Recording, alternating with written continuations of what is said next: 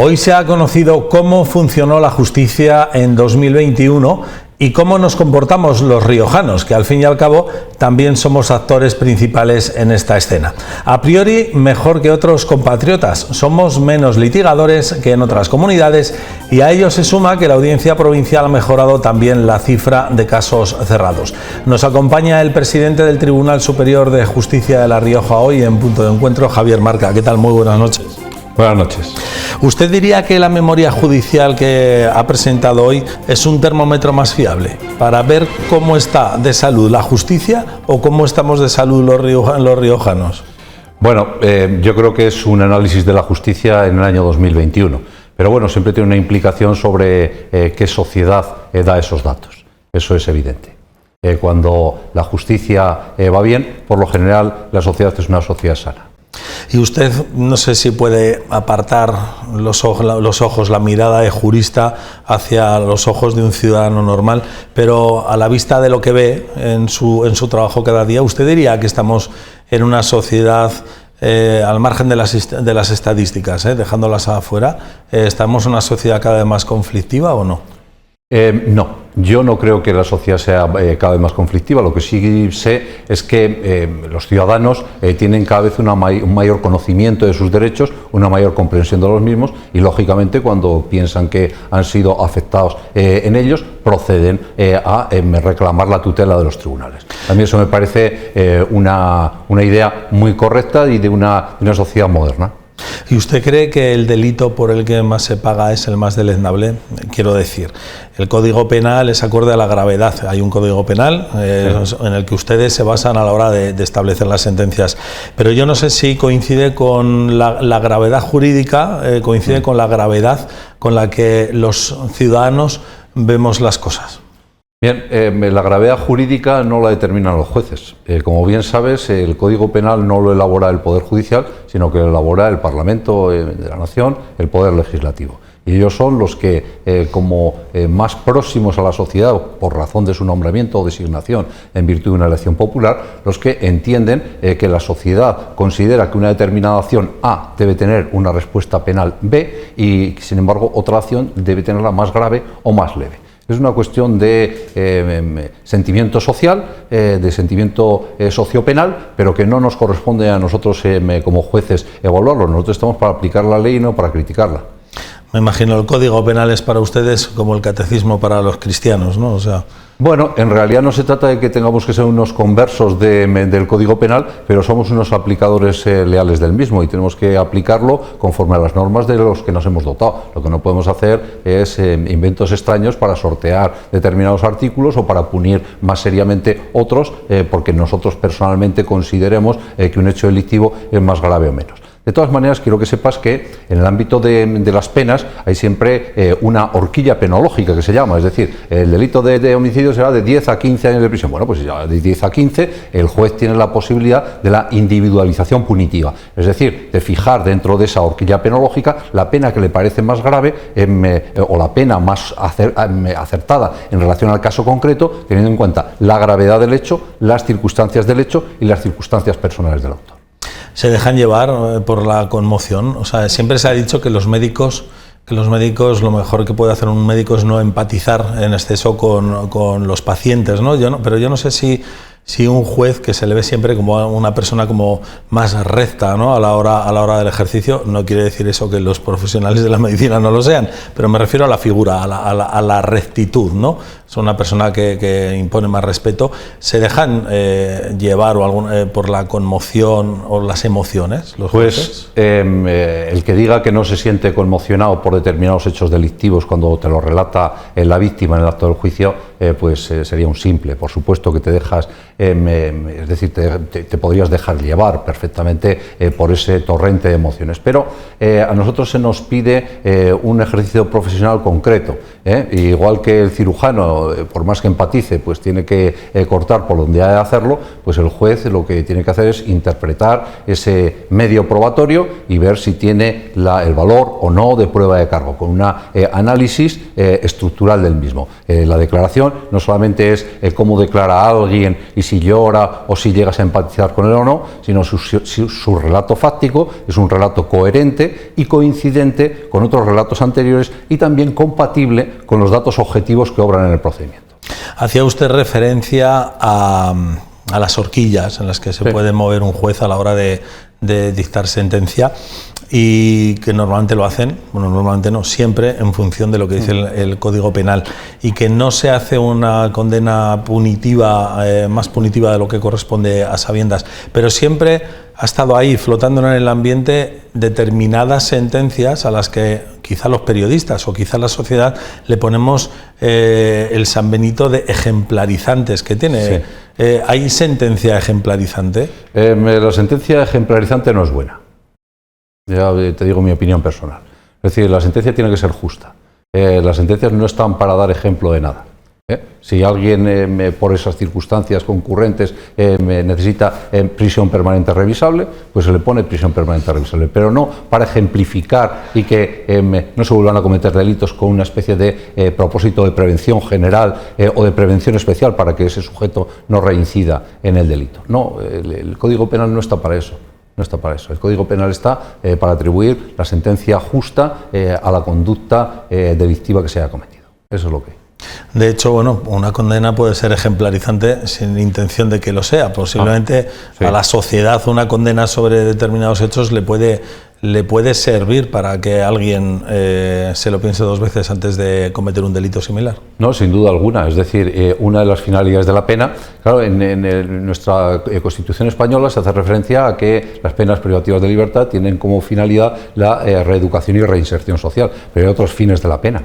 La pena tiene una finalidad retributiva, como todo el mundo puede entender. Has hecho algo, pues se te pone una pena que es proporcional a lo que has hecho. Has hecho poco, poca pena. Has hecho mucho, mucha pena. Eso es muy sencillo, ¿no?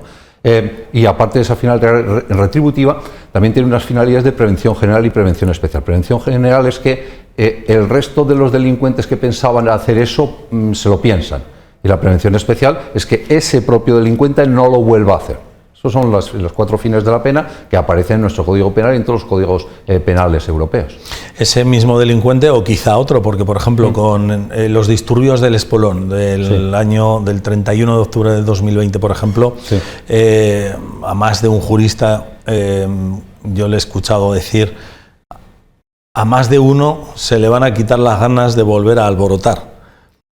Bien, a nosotros, es decir, que los ciudadanos riojanos se manifiesten y se manifiesten en cuanto, aunque sea alborotadamente, no nos preocupa. Lo que nos preocupa es que cometan delitos. Eso es que quede bien claro. A nosotros el derecho de manifestación, aun cuando se infrinja la normativa administrativa o no se pidan los debidos permisos, a nosotros nos parece que es una cuestión administrativa. Pero el problema es cuando se comete un delito. Cuando se produce un atentado contra uno o varios agentes de la autoridad, cuando se producen unos resultados lesivos y unos resultados de daños. Eso, en ese caso tenemos que aplicar el Código Penal. Y en esto sí que tengo que decir que nuestro Código Penal pues es severo, sería la idea, en reprimir estas conductas. Porque, claro, atentan contra una pluralidad de bienes jurídicos, no solamente contra el derecho a la integridad o a la propiedad por esas lesiones o por esos daños, sino el orden público en general. Es decir, que como orden público, pues claro, supone por lo tanto otro bien jurídico lesionado y los tipos punitivos, es decir, los delitos previstos en el Código Penal, tienen sanciones severas.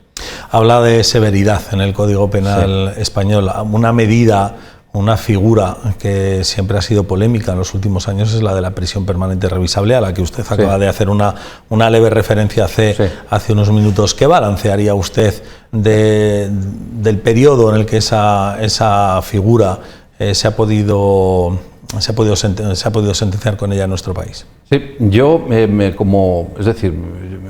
Te voy a hablar con sinceridad. Primero, que no tenía que haber sacado la palabra prisión permanente revisable porque he visto que la has utilizado para interrogarme sobre ella, pero voy a ser claro. Es decir, yo como jurista, la prisión permanente revisable como figura punitiva no es de mi agrado personal, con lo cual no quiere decir que no la aplique en el caso de que tenga que aplicarla. Que he tenido serias dudas sobre su constitucionalidad es evidente, pero esas dudas han sido disipadas por nuestro Tribunal Constitucional. Con unos argumentos que podrán parecernos mejor o peor. Es que me gustan más los del voto particular. No, perdone, el Tribunal Constitucional se ha pronunciado y ha dicho que en España a día de hoy es una pena constitucional. Pues es una pena constitucional, es una pena que se puede aplicar, aunque en mi opinión se tendría que aplicar con un sentido muy restrictivo, es decir, con una interpretación restrictiva de los supuestos legales en los cuales cabe. Es mi opinión. Le agradezco su sinceridad, sin duda, al respecto. Como decíamos al comienzo de la entrevista, hoy han presentado la memoria sobre la actividad de la justicia en el año 2021 en La Rioja. Vamos a hablar de ella, sin duda, pero a resultas, me imagino que de los periodistas que le habrán preguntado sobre el caso de violencia de género machista del año 2020, que bueno, pues en un principio fue catalogado como un suicidio, una muerte por suicidio, sí. Y hace muy pocos días se conoció que se había estimado como una muerte de violencia de género. Y usted esta mañana ha dicho que quizá es prematuro tratar este caso como un caso de violencia de género. ¿Por qué? Sí, yo considero que en este concreto caso tenemos un caso que se sigue ante el juzgado de violencia de género, pero que calificarlo de un caso de muerte machista o producto de violencia de género es prematuro porque está en fase de instrucción. Y la fase de instrucción no ha concluido. Y la fase de instrucción se está prolongando durante un largo periodo sin que se dé por concluida y se avance en el procedimiento.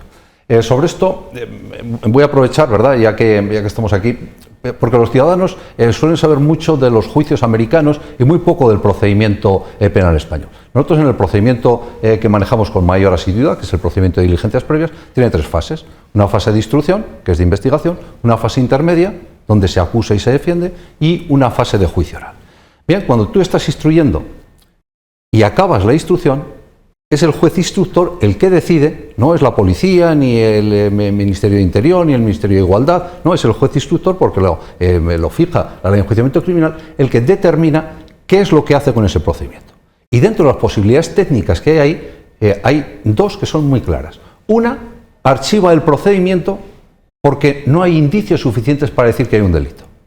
O archiva el procedimiento porque no tiene indicios suficientes para decir que el procedimiento se sigue contra alguien, es decir, que alguien es el presunto autor de los hechos. Y la tercera posibilidad es que continúa el procedimiento de diligencias previas como procedimiento abreviado. Y entonces dice, acusaciones, vengan ustedes y presenten sus escritos, defensas, vengan ustedes y presenten sus escritos. ¿Hemos pasado nosotros a esa segunda fase? No hemos pasado.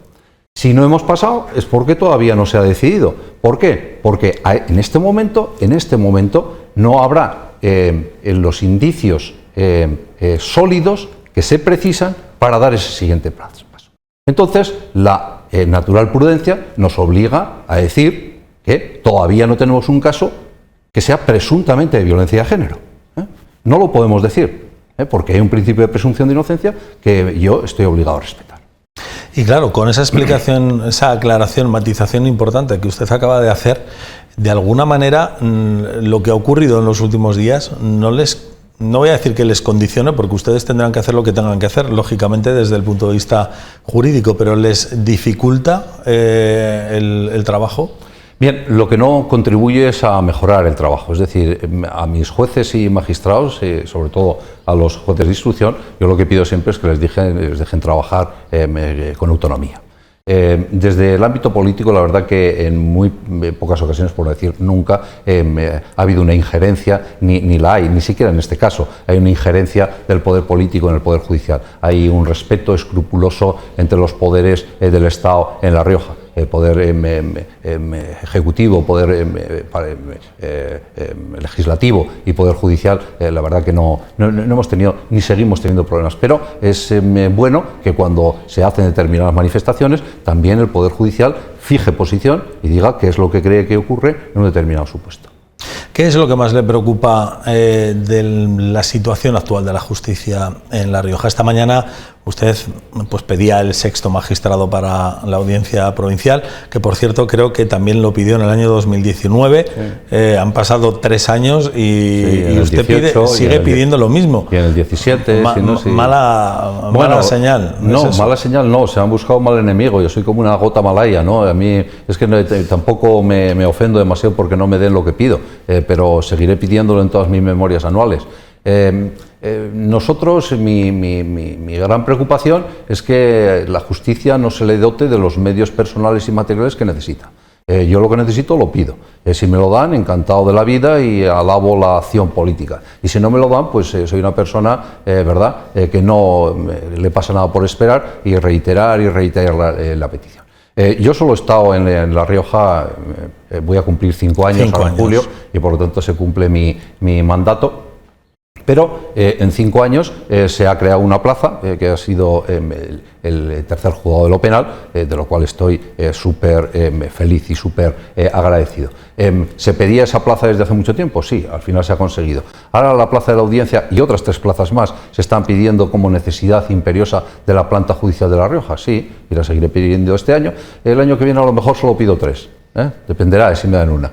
Sí, porque las 4 las pidió también en septiembre en el momento de la apertura del curso, yo soy mucho judicial. De pedir, porque pedir no cuesta nada.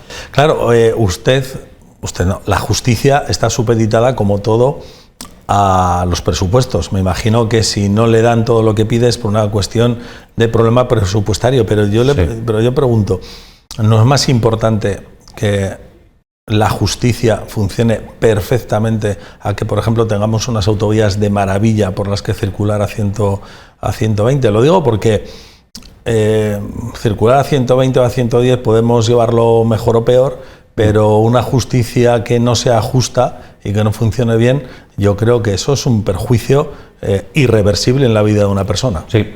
Yo no creo que, no compartiría la idea de que la justicia en La Rioja no funciona bien, sino que puede mejorar.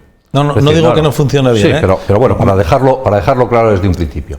Y luego la segunda idea es clarísima, que yo creo que tiene que el Estado español, porque esto corresponde al Gobierno de la Nación, no al Gobierno autonómico, que tiene que hacer una mayor inversión y esfuerzo en la creación de nuevas plazas judiciales. Es decir, esa es una idea que tengo clara.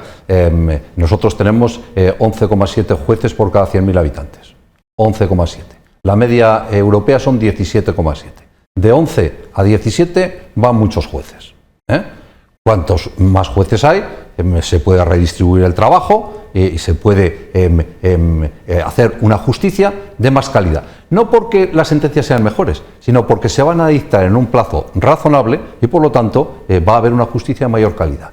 Una justicia en tiempo es justicia y una justicia de destiempo no es justicia.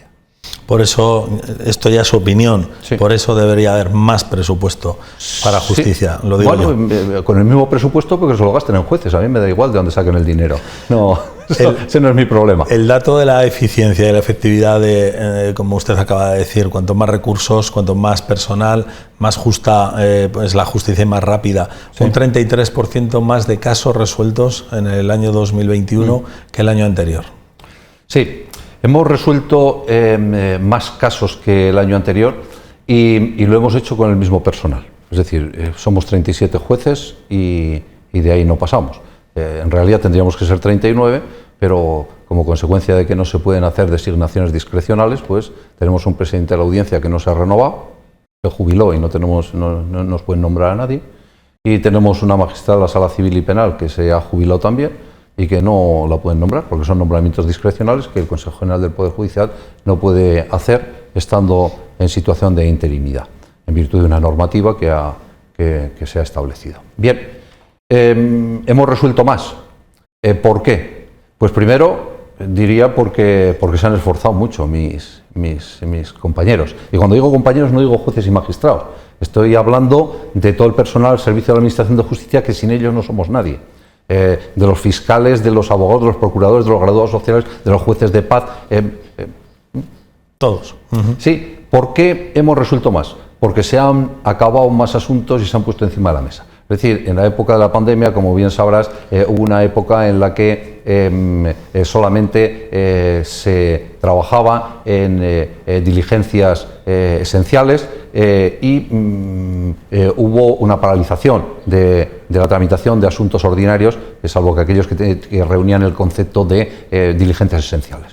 Entonces, claro, ahí ha habido un parón, es evidente, y luego cuando se ha reactivado la actividad jurisdiccional han podido concluirse más procedimientos, se han puesto encima de la mesa de su señoría y su señoría les ha resuelto con una sentencia o con un auto definitivo y por lo tanto tenemos ese incremento.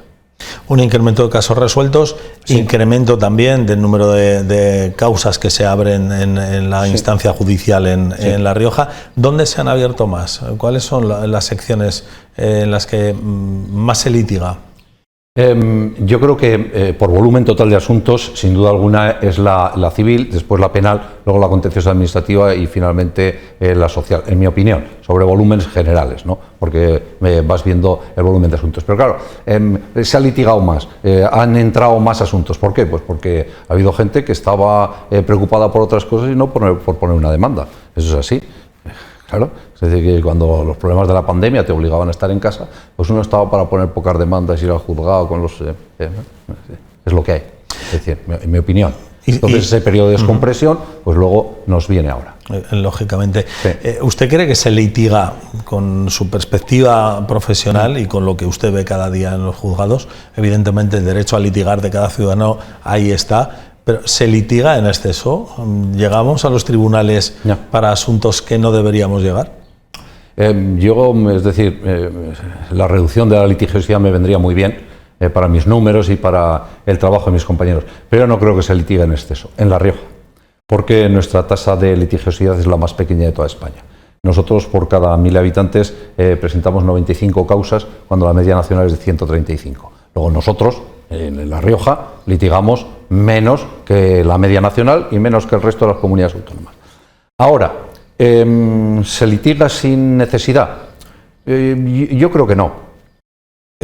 Podríamos ver solamente un sector en el que yo creo que ha sido innecesaria la litigación y que así hay que decirlo, que es en el ámbito de las condiciones abusivas, cláusulas suelo o condiciones generales de contratación. En ese ámbito, yo creo que las entidades bancarias y crediticias han hecho una oposición frontal a las peticiones legítimas de los ciudadanos y estos se han visto obligados a ir a la jurisdicción. Y no es que lo diga yo, no es una impresión, es que el 97,8% de las demandas han sido estimadas. ¿Qué quiere decir? Que el que se oponía solo tenía razón en el 2,2% de los casos. Es un dato evidente que ese ámbito de litigiosidad se podría haber eliminado a través de otras vías. De la vía de la concertación, del arbitraje, de la mediación, de los acuerdos entre ciudadanos y entidades crediticias. Es lo que opino porque los datos son los que son. Y se nos está acabando el tiempo, señor Marca. Es una lástima porque tendría para preguntar media hora más. A mí me pagan igual, por lo menos. Se nos va a escapar el tiempo. Pero ha comentado usted que va a cumplir 5 años en julio. Sí. Y ha dicho que dentro de un año volverá a pedir, si no son 4, pues 3. Sí. ¿Quiere decir eso? ¿Que usted se va a presentar y va a intención de presentarse para renovar el cargo? Sí, quiere decir que soy de natural optimista. Entonces pienso en que el año que viene estaré en el mismo puesto y que también estaré en condiciones de salud bastantes como para ejercer de presidente. Mi voluntad es clara y tengo tomada la decisión de pedir la renovación, siempre que dentro de un año tengamos un consejo que me pueda elegir. Pues vamos a ver si es así. Le deseamos suerte en esa resolución del Consejo que le reelija usted para el cargo de presidente del Tribunal Superior de Justicia de La Rioja y que siga usted pidiendo lo que considera que es justo para que la justicia sea justa también en La Rioja. Muchísimas gracias, Javier Marca, por estar con nosotros. Muchas gracias a ti por haberme invitado a esta sesión. Gracias a usted, buenas noches. Nosotros ahora vamos a hacer una pequeña pausa para la publicidad y retomamos la información del día con María Maave.